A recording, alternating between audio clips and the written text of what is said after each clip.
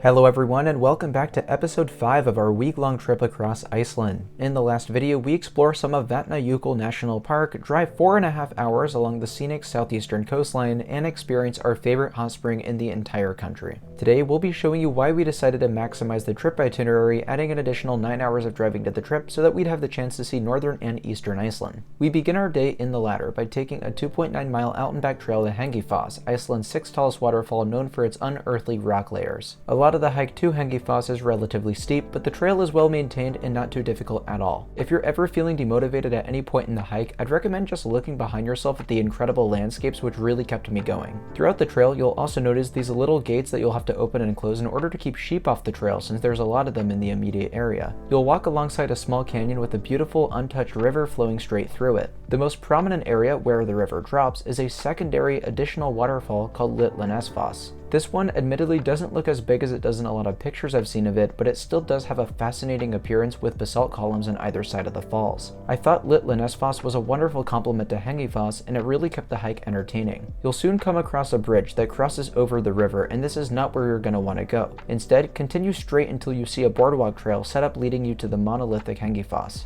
The videos that you see here are unfortunately the closest that you could get on the officially marked trail. That said, people have carved an extension that continues for another quarter of a mile. This can be a little tricky to follow, but it's well worth navigating as you get considerably closer to the waterfall.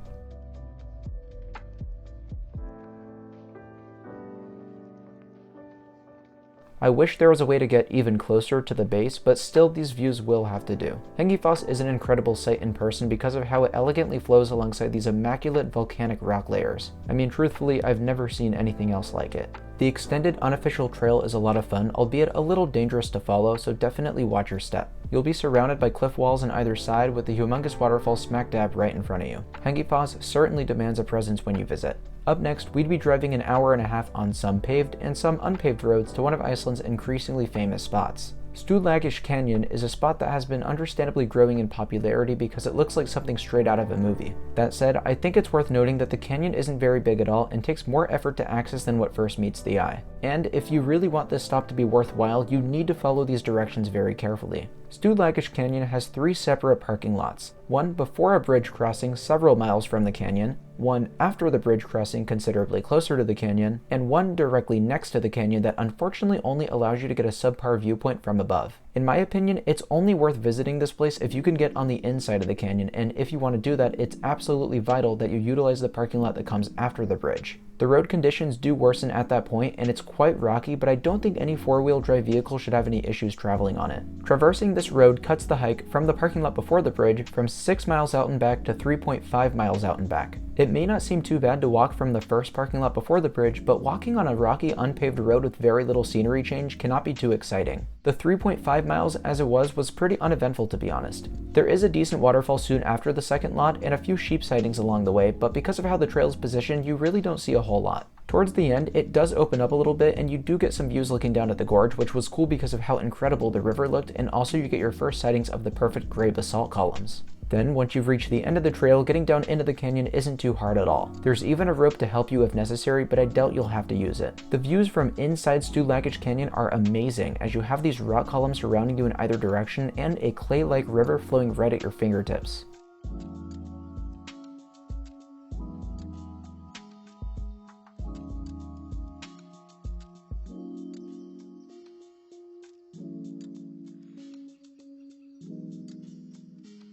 I had some doubts about the legitimacy of this spot, but after getting to see these particular viewpoints, I absolutely do get the hype. Without it though, I would have had no problem skipping this place. Now it was time for a truly special destination on our trip. The next 2.5-hour drive brought us to Dettifoss, the most powerful waterfall in Europe and one of the most powerful in the world. I'll explain more later, but first, this is another place where you'll have multiple options on how to see it. There's a fully paved road taking you to a parking lot on the west side and a very rough non-paved road taking you to a parking lot on the east side. Obviously, we went with the west side as I think both are perfectly reasonable decisions. From what I could tell, the west side is the best to view Dettifoss and the east is best to view the nearby Selfoss, which is a short 1-mile hike away and well worth the visit regardless of the side you choose to visit. Anyways, back to Dettifoss. As you begin walking to Dettifoss, which is about a mile from the west side parking lot, you'll notice that the landscape is completely barren. It was a very eerie atmosphere that almost had me questioning how any waterfalls could be nearby. But in no time you will begin to hear Dettifoss, and let me tell you, it is a very loud waterfall.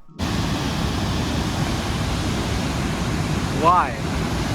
What you're hearing is the sound of Europe's most violent falls, flowing over 96,500 gallons of water per second. That is absolutely insane. The waterfall drops the entirety of the river it sits on by about 150 feet or 45 meters, with a width of 330 feet or 100 meters. Now, when I first laid my eyes on Dettifoss, I was at a loss for words. For those of you who don't know, waterfalls are my absolute favorite sight in nature, and Dettifoss felt like the holy grail, or the final boss if you will. Looking at the center, I nearly fell over several times because it looks completely hypnotic and almost fake. Its flow is so powerful that you literally cannot see the bottom of the waterfall. I'm not sure if I have the word capacity to continue describing Dettifoss.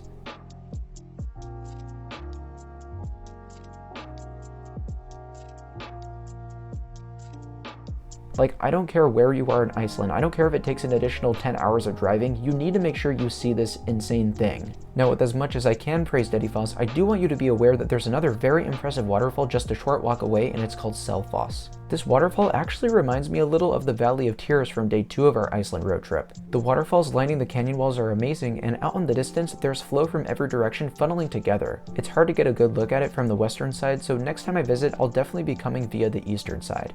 Either way, I'm glad I got to see it since I'd never heard about Selfoss before visiting Dettifoss. Before sundown, we decided to run over to Dettifoss one last time because at this point in the day, I still wasn't fully convinced that it was real. We checked out some of the upper viewpoints, which were absolutely outstanding, but in my opinion, there's nothing like standing next to Dettifoss. I could be there all day and I would not be upset. Since our visit to Dettifoss 2.5 months ago, I've really thought hard to answer questions like, is Dettifoss my favorite waterfall in Iceland, and is it possibly my favorite waterfall period? To answer these questions, yes, I do think it is my favorite waterfall in Iceland. Matter of fact, I don't even think it's that close. And by an overall standpoint, I think it's my second favorite of all waterfalls I've ever seen, just behind the Waterfalls at Yosemite National Park in California. Honestly though, it could go either way. With that being said, I want to thank all of you for sticking with me on episode 5 of our epic Icelandic road trip. Stay tuned for episode 6, which will encompass our last full day in the country and a quick appearance of the world famous Blue Lagoon, which we experienced right before flying home to California. Thank you all so much for watching, and I'll see you very soon.